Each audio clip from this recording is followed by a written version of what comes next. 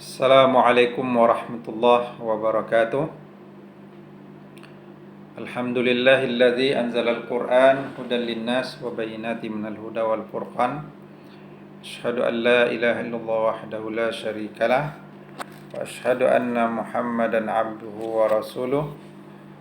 Allahumma salli wa sallim wa barik ala Muhammad wa ala alihi wa sahbihi wa man tabi'ahum bi ihsan ila yaumiddin. Amma ba'd.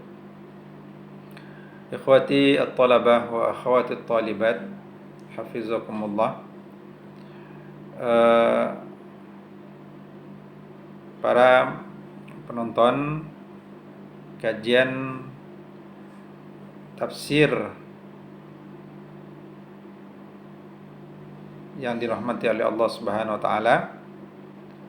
Pada kali ini kita akan membahas tafsir surah An-Nisa ayat 4, di mana temanya adalah tentang mahar atau tentang mas kawin. Ya, kita bahasanya mas kawin atau tentang mahar. Maka kajian kita pada kesempatan ini membahas tentang surah An-Nisa ayat 4. A'udzu billahi minasy syaithanir rajim. Wa atun nisaa sadaqatihinna nihla fa in tibna lakum an syai'in minhu nafsan fakuluhu hani'an mari'a, yang artinya, dan berikanlah kepada perempuan atau istri mahar mereka sebagai sebuah pemberian yang diberikan dengan senang hati. Maka jika mereka mau memberikan kepadamu sebagian dari mahar itu dengan senang hati, maka makanlah dia dengan sedap, dengan enak, kemudian baik akibatnya, mari'a. Jadi dalam ayat ini Allah Subhanahu wa taala memerintahkan kepada kita kaum muslimin yang melakukan perkawinan itu untuk memberikan mahar kepada istri, karena mahar ini adalah sebuah kewajiban. Memang sebelum Islam datang itu mereka bayar mahar, tapi mahar itu bukan diambil oleh istri, tapi diambil oleh orang tuanya, oleh ayahnya. Jadi kalau ada mahar yang dibayarkan oleh suami kepada istri, maka mahar itu diambil oleh ayahnya atau oleh orang tuanya. Dan ada juga di zaman jahiliyah itu ada namanya nikah, itu nama nikah syighar. Nikah syighar ini adalah nikah di mana nikahnya tidak pakai mahar. Prakteknya di mana seorang ayah atau seseorang menikahkan anaknya dengan seseorang yang lain, laki-laki yang lain, dengan syarat mereka barter gitu. Jadi dia nikahkan anaknya kepada si A menikahkan si A menikahkan anaknya kepada si B juga menikahkan anaknya kepada si A. Jadi dengan barter, dan itu sebenarnya nikah syighar dan nikah tanpa mahar. Dan ada juga nikah yang pakai mahar, tapi maharnya sepenuhnya diambil oleh orang tuanya atau oleh ayahnya. Maka dalam Islam, setelah Islam datang, disebutkan mahar itu adalah hak dari istri. Maka ayat itu justru memakai kata fi'il amar, wa atun nisaa sadaqatihinna. Berikanlah kepada para perempuan atau para istri sadaqatihinna. Sadaqah ini jamak dari sadaqah, ya. mahar. Jadi kata-kata mahar dalam bahasa Arab bisa dipakai bahasa sodak, mahar. Kemudian ada al-mahru, ya mahar itu sendiri. Kemudian ada juga pakai kata nihlatan. Jadi sadaqatihinna, berikan kepada para istri itu mahar mereka sebagai nihlah, sebagai pemberian yang diberikan dengan senang hati.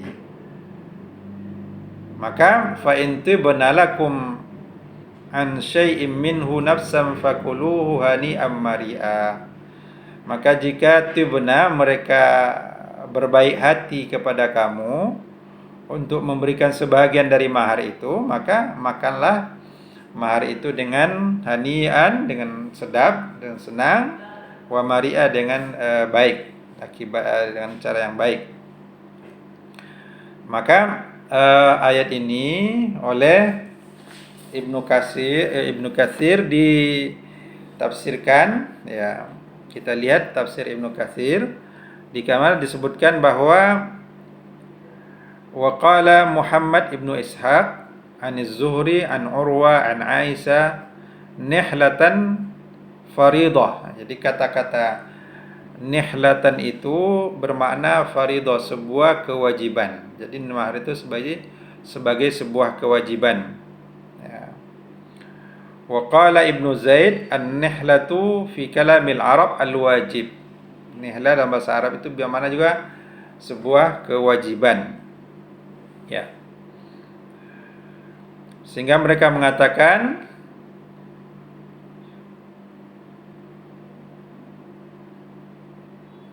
bahwa nihla itu juga bermakna musamma, yang sudah ditentukan.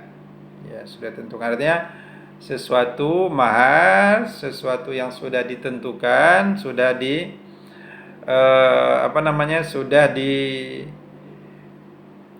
sudah ditentukan, maka wajib untuk dibayar.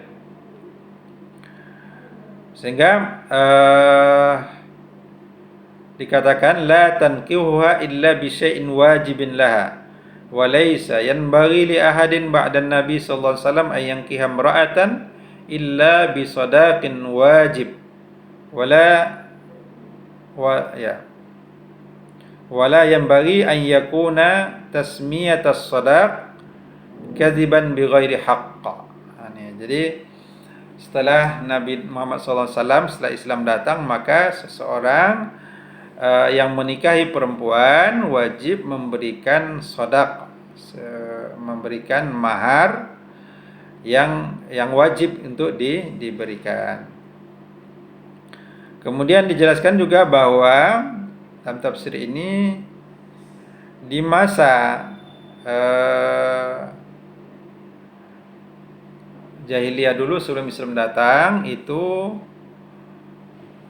ketika seseorang menikahkan anak perempuannya, maka ketika sang suami membayarkan mahar, maka mahar itu diambil oleh sang ayah. Untuk itu ayat ini diturunkan supaya mahar itu bukan lagi menjadi hak seorang ayah, tetapi dia adalah menjadi hak bagi anak perempuan atau bagi istri dari laki-laki yang membayar maharnya. Kemudian fa in tibna lakum, maka jika perempuan atau istri dengan berbaik hati memberikan kepada kamu sebagian dari mahar, maka fakuluhu hani'am mari'a, maka makanlah dia dengan senang, dengan sedap dan baik, senang hati. Artinya kalau seorang istri memberikan mahar itu kepada suami, maka suami bisa mengambilnya, tapi tentunya tidak dengan paksa, tapi istri dengan senang hati karena suami sedang susah, maka dia memberikan mahar itu boleh. Atau juga kalau maharnya ngutang, kemudian setelah menikah istrinya bilang, ya bapak, tidak apa-apa bang, sebagian mahar tak dibayar tidak masalah, itu boleh saja. Tetapi hukum asalnya adalah seorang suami wajib membayar mahar kepada istrinya. Ya, kalau sudah dibayar tunai alhamdulillah, tapi kalau maharnya berutang maka menjadi tanggung jawab dia untuk membayar utang mahar itu. Itu yang ini tentang mahar. Kemudian berhubung dengan bahwa mahar itu juga oleh sang istri boleh diberikan sebagiannya kepada suami dengan senang hati, itu juga dibolehkan. Maka kita melihat ada riwayat dari Ali qala an Ali qala idza ishtaka ahadukum syai'an falyas'al imra'atahu thalathata darahim aw nahwa dhalik falyattabi' biha asalan thumma liyakhudh ma'an ma'as sama'i fayastami'u hani'an mari'a shifaan mubaraka. Ali mengatakan apabila seseorang suami sakit kemudian hendaklah dia meminta kepada istrinya 3 dirham atau seumpamanya. Kemudian dia membeli madu, kemudian hendaklah dia mencampurnya dengan air hujan. Kemudian hendak dia setelah dicampur dia memakannya dengan enak dan baik. Dan ini akan menjadi syifaan mubarakah, akan menjadi obat yang diberkahi, syifaan mubarakah, obat yang memberikan kesembuhan yang diberkahi. Artinya apa? Dalam riwayat ini disebutkan bahwa Ali mengatakan kalau seorang sakit hendak dia boleh minta uang kepada istrinya. Ya, di sini 3 dirham, kemudian beli madu, kemudian ambil air hujan dicampur dengan madu, itu akan menjadi obat. Ini menunjukkan bahwa sang faliasil al-imratu hendaklah meminta kepada istrinya. Ini menunjukkan bahwa memang sang suami boleh meminta uang kepada istrinya kalau memang diperlukan, dan tentunya mungkin dihubungkan di sini bisa saja uang yang diminta itu adalah uang yang mahar yang dulu dia berikan kepada istrinya. Kemudian an Abi Shalih qala kana ar-rajulu idza zawwaja ibnatahu akhadha sadaqaha dunaha fanahum an dzalika wa nazala wa atun nisaa sadaqatihinna nihla, rawahu Ibnu Abi Hatim wa Ibnu Jarir. Diriwayatkan juga bahwa dulu seorang bapak apabila dia menikahkan anak perempuannya, dia mengambil maharnya dan tidak memberikannya kepada anaknya. Maka Allah melarang dari praktek ini, maka turunlah ayat wa atun nisaa sadaqatihinna nihlatan. Ya. Kemudian disebutkan juga bahwa bagaimana seharusnya mahar itu, ya. Maka an Abdurrahman ibnu Al-Abdurrahman qala Rasulullah sallallahu alaihi wasallam wa atun nisaa sadaqatihinna nihlatan qalu ya Rasulullah famal alaiku bainahum qala ma tarada alaihi ahluhum kata diriwayatkan Rasulullah mengatakan wa atun nisaa sadaqatihinna nihla, hendaklah kamu memberikan kepada para istri mahar ya, dengan sebuah pemberian yang baik, yang wajib juga. Maka mereka mengatakan famal alaiku ya Rasulullah, maka apa batas atau banyak mahar yang menjadi yang menjadi kaitannya itu berapa gitu. Berapa jumlah mahar yang dibutuhkan itu. Maka Rasulullah mengatakan ma tardu alaihi ahlu, itu mahar yang yang para keluarga saling ridha, saling rela keluarganya. Artinya memang ada mahar yang ditentukan yang memang oleh ke masyarakat itu ada ukuran yang dianggap sudah diredoi atau yang disukai gitu. Kemudian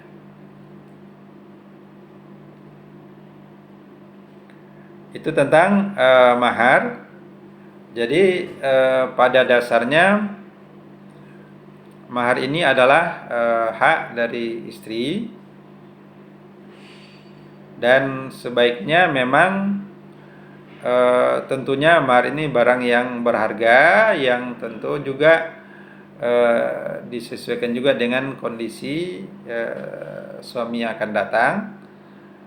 Tentunya kalau orang kaya tentu bisa banyak maharnya. Tapi kalau memang orang miskin, kalau diminta banyak tentu nggak jadi nikah gitu. Maka ayat ini terutama sekali, tentu nanti ada ayat-ayat yang lain yang akan menjelaskan tentang mahar ini, tetapi tentang ayat ini kita melihat ada beberapa prinsip yang ada di situ. Yang pertama, wa'atun nisaa shadaqatihinna, ya, berikan kepada perempuan, pada istri, mahar mereka nihlatan. Nihlatan sebuah pemberian yang wajib. Jadi dalam tafsir disebutkan pemberian yang wajib. Tapi juga bisa berarti di sini pemberian yang diberikan dengan senang hati. Artinya juga tidak menyusahkan tentunya pihak suami, tetapi mereka bisa memberikannya dengan senang hati. Untuk itu kalau ada pernikahan sekarang yang tidak pakai mahar, tentunya ini tidak sesuai dengan sunnah Rasulullah Sallallahu Alaihi Wasallam. Kemudian juga dalam pergaulan suami istri sebenarnya ada kelapangan di mana memang bisa suami yang memberikan uang kepada istri, tetapi juga ketika kondisi suami mungkin memerlukan bantuan dari istri, istri juga boleh memberikan hartanya kepada suaminya, walaupun harta itu adalah harta yang dia dapatkan dari mas kawin atau mahar yang diberikan oleh suaminya ketika pernikahan dulu. Ini tentang ayat kalau kita hubungkan dengan asbabun nuzul tadi, berarti juga ada hubungannya dengan mahar yang oleh di masa Rasulullah SAW, sebelum Islam datang itu mahar itu diambil oleh ayah, atau juga ada yang ayah menikahkan anaknya barter tidak pakai mahar gitu.